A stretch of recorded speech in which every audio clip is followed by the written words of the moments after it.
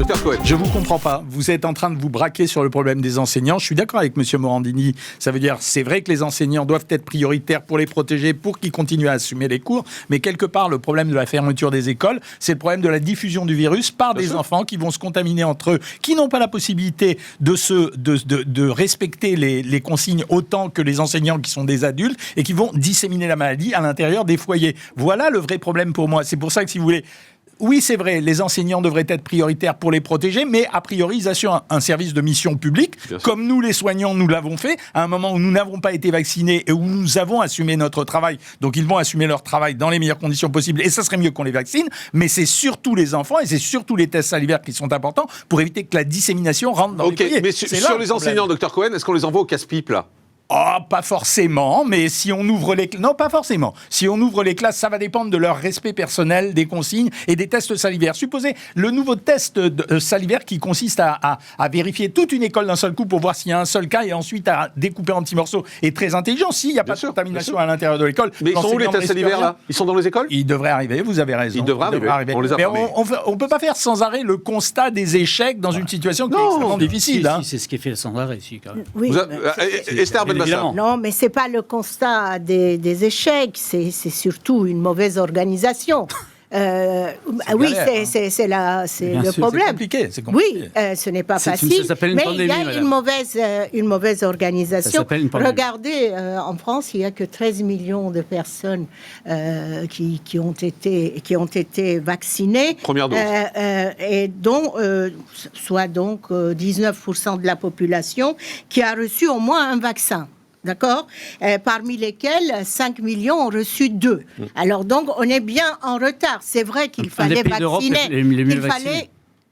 Non, écoutez, non, c'est pas vrai. Les mieux vaccinés. Non, c'est pas vrai.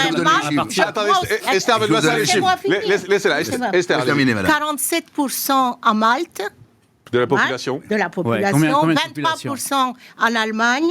Oui, mais il faut rapporter ça par million d'habitants, en fait, parce qu'autrement, les pourcentages... Espagne, 22%. Donc, écoutez, en Israël, une personne...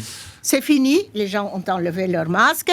Donc, je crois qu'il y a eu un problème de vaccin. Avant, il y a eu un problème de test. Nous sommes tout le temps dans la mauvaise organisation.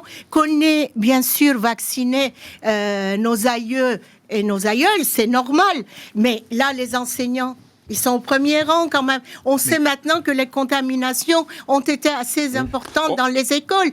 Et la contamination continuera parce que ce sont les adultes qui seront contaminés par les enfants. On laisse répondre monsieur le député et puis Jean-Alain Lacapelle après. Alors moi, ce que je constate, c'est que depuis 2 ans, depuis qu'on connaît cette pandémie qu'on n'a jamais connue auparavant, chacun a un avis différent sur beaucoup de choses. Là, on est autour d'un plateau.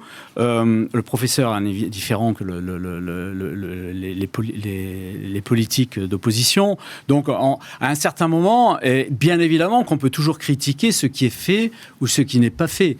L'idée, c'est de continuer cette vaccination, de faire en sorte qu'il y ait le plus de vaccination possible, quelle que soit la population d'ailleurs. Pourquoi protéger telle personne par rapport à telle autre, à part peut-être, je reviens là-dessus, nos anciens qui sont une